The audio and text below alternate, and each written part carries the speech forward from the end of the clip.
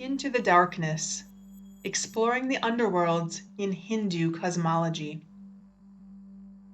Beneath the surface of the earth, hidden away from the light of the sun, lies a labyrinthine world of shadows, serpents, and untold secrets, the seven underworlds of Hindu cosmology, known as the Sapta Patalas. According to some, these realms are more than mere myths. They are actual physical worlds where magic reigns supreme, treasures glitter in the dark, and powerful entities hold sway over mysteries both ancient and forbidden. For centuries, the sages and seers of India have whispered of these realms, each a layer deeper into the cosmic unknown, each a veil concealing a greater truth.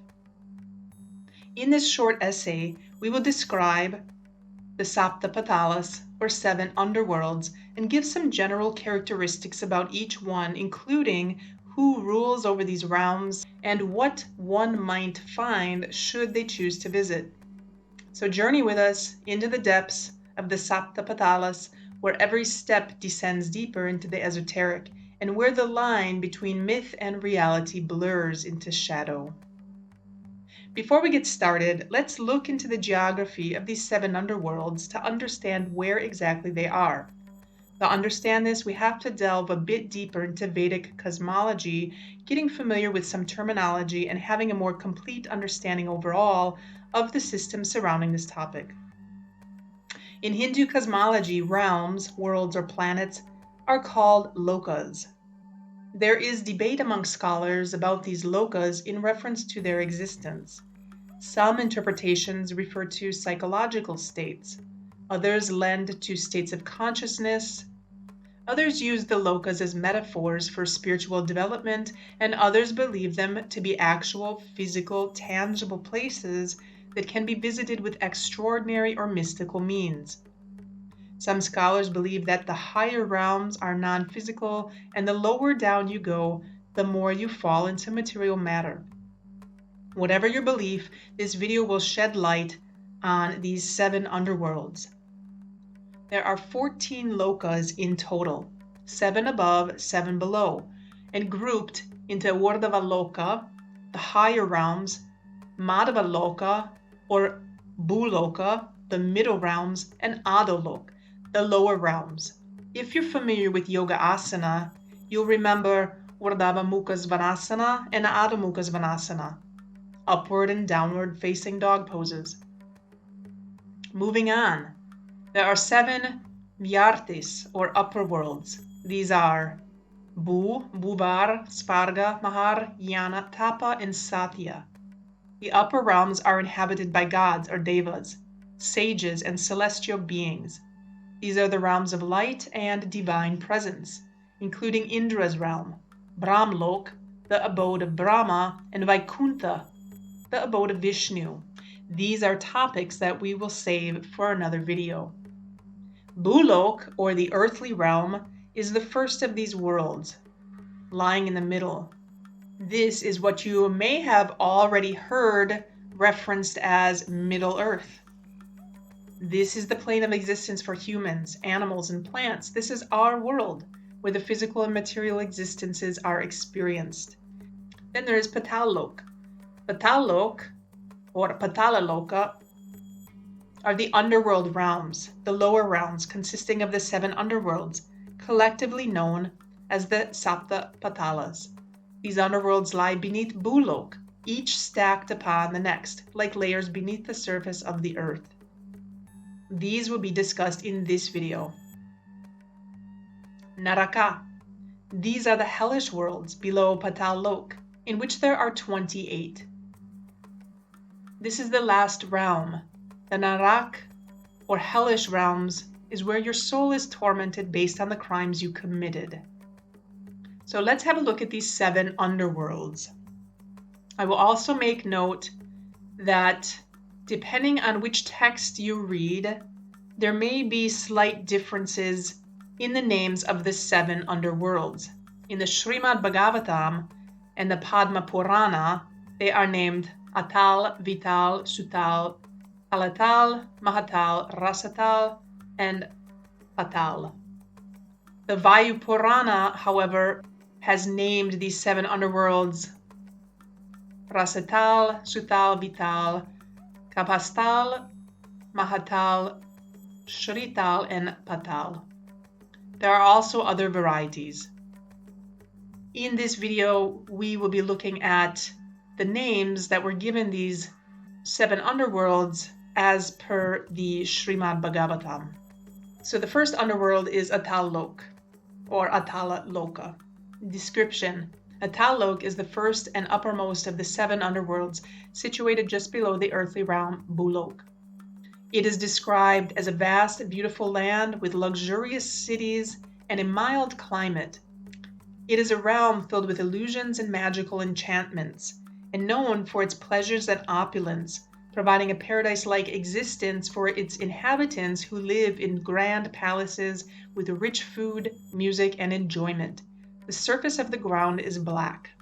The ruler is Bala, a son of the demon king Mayadanava, who created 96 kinds of mystic power. He rules over Atal. He is known for his great strength and mystical powers. According to the Bhagavata Purana, Canto 5, Chapter 24, Bala possesses a unique power which allows him to control and influence others' minds. He is also said to have created 3 kinds of women by simply yawning: Svarinis, independent women who marry from their own group; Kaimini, passionate women who marry from any group; and Pumshalis, unchaste women who change husbands one after another. Any man who enters Atal will be at the whim of these women, who seduce them with intoxicating beverage made with a drug known as Hataka, cannabis indica, and draw them into sensory pleasures. Inhabitants: the Atal is inhabited by powerful demons, asuras, and mystical beings who indulge in sensual pleasures that are considered unmatched, filled with material comforts and sense gratifications that are beyond earthly experiences. Vital is the second realm beneath the earth. It is a dark, mysterious land filled with rivers of liquid gold and precious minerals. The water in this realm is said to have alchemical properties, and the air is filled with exotic fragrances. Vital is depicted as a place of both danger and opulence, where sorcerers and mystical beings conduct various magical experiments. The soil is pale white. Ruler: Vital is ruled by the god Bhava, a form of Shiva, who resides here with his consort Bhavani. It is said that when they have intercourse, their secretions creates a chemical which, when heated by fire, can produce gold. He resides here with his followers and protects the realm from evil influences. He is worshipped by both demons and demigods alike. Inhabitants of this realm include bhutas, spirits, pisashas, flesh-eating demons, and mystical alchemists who use their resources of the realm for their experiments. Sutal. Description: Sutal is the third of the 7 underworld realms and is described as a highly opulent realm with an abundance of wealth, gems, and many grand palaces and gardens. It is considered even more luxurious than the heavenly planets, Svarglok, and the realm is described as free from diseases, old age, and suffering, making it a place of immense wealth and comfort. Ruler: Sutal is ruled by the great son of Maharaja Virokana, Bali Maharaja, who is celebrated as the most pious and benevolent king, who was granted sovereignty over this realm as a gift by Lord Vishnu, in his incarnation as Vamanadeva, the dwarf avatar. As a result of Bali's devotion and piety, Lord Vishnu promised to guard the gates of Sutal himself, and thus it is a well-protected realm. Inhabitants: Sutal is populated by the followers of King Bali, including Danavas, Daitas, and other devotees of Lord Vishnu. Despite being a realm of the underworld, it is a spiritually advanced and prosperous place. Talatal. Description: Lok is the fourth realm and is described as a dark, mysterious world filled with powerful magical beings. It is portrayed as a world of sorcery, advanced weaponry, and mystic technology. It is characterized by its hidden underground cities and palaces, where powerful beings conduct magical experiments and possess advanced mystical knowledge. It is filled with illusions, traps, and dark magical practices. Everything here is deceptive and seemingly unreal. Ruler, Lok, is ruled by the Danava demon architect Maya, who is a master of sorcery and illusion and an architect of marvelous cities and palaces. He is known for his architectural prowess and magical powers, capable of creating magnificent structures, illusions, and magical devices. Maya is a devotee of Shiva and receives divine protection for this realm. Inhabitants. This realm is populated by sorcerers, alchemists, and other beings who practice dark arts and wield powerful spells and weaponry. Lok. Description. Lok is the fifth realm of the underworld and is associated with secrecy, hidden treasures, and the protection of the Nagas. It is characterized by its vast subterranean regions filled with serpents and reptilian beings. The realm is depicted as having a dark, hot, and humid environment.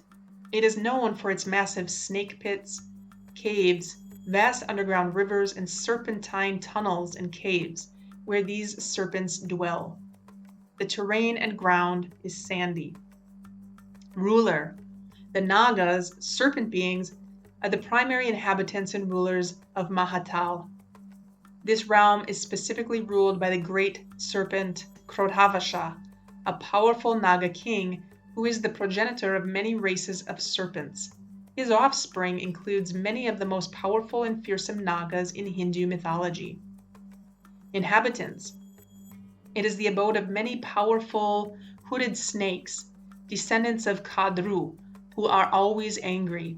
The great snakes who are prominent are Kuhaka, Tasaka, Kaliya, and Shushena. The snakes in Mahatal are always disturbed by fear of Garuda, the carrier of Lord Vishnu. But although they are full of anxiety, some of them nevertheless sport with their wives, children, friends, and relatives.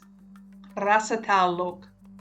Lok is the sixth underworld realm and is depicted as a dark, terrifying place with great fortresses and oceans. It is home to the demon races of the Daityas, children of the cruel Diti, and Danavas, children of Danu, and armies of demons who are constantly plotting against the Devas. These beings are known for their strength and valor, and are considered eternal enemies of the gods.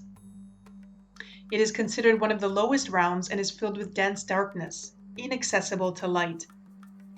The beings in Rasatal are constantly engaged in war and conflict. The terrain and ground is rocky. Ruler.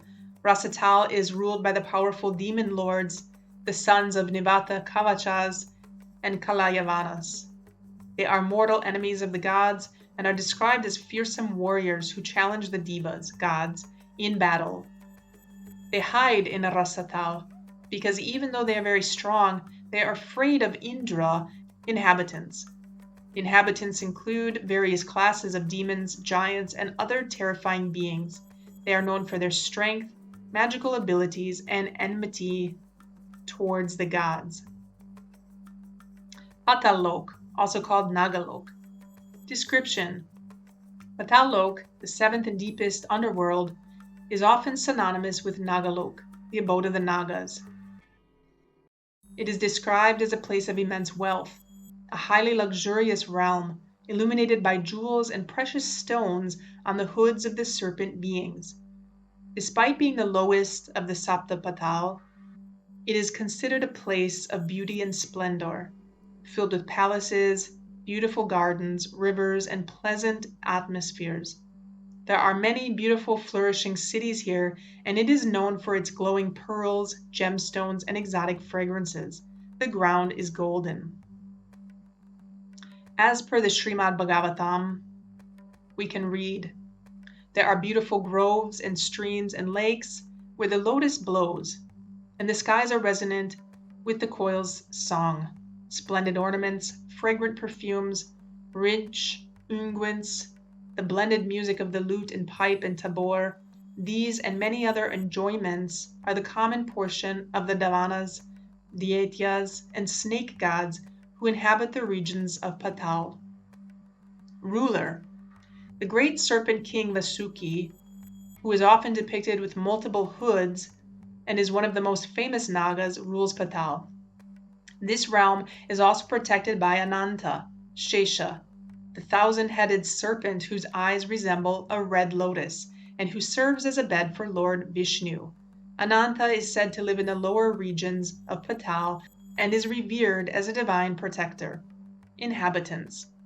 Patal Lok is inhabited by Nagas, snake-like beings of immense power, beauty, and wisdom. There are many demon-like serpents, the masters of Nagalok, such as Shanka, Kulika, Mahashanka, Sveta, the Nanyaya, Darashtra, Sankukuda, Kambala, Ashvatara, and Devadatta. The chief among them is Vasuki. They are all extremely angry, and they have many, many hoods.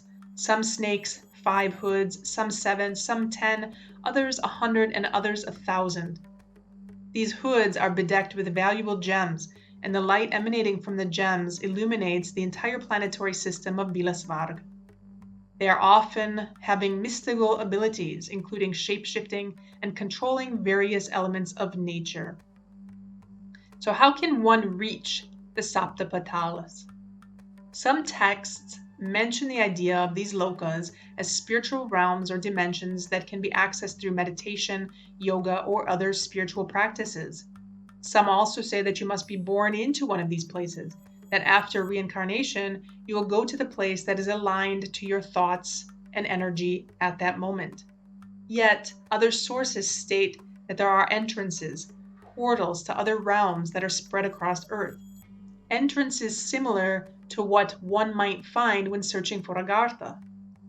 And some entrances that are heavily guarded, and that can only be accessed by having the right information, knowing the right people, or, in terms of modern-day terminology, having high security clearance. How do we know there isn't something more?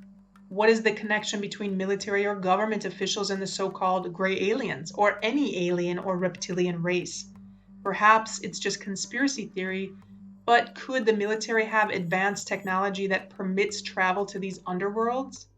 Travel only by high authority figures or politicians, or by military captains that have authorization to enter such places?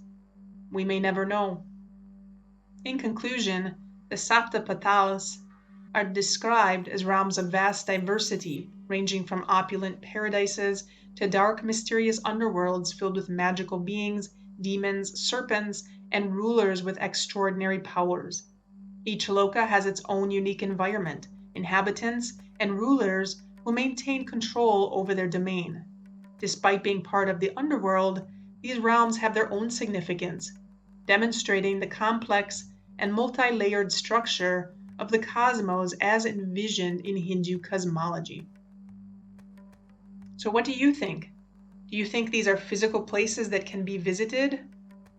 Or states of consciousness, accessible only through meditation, astral travel, or remote viewing?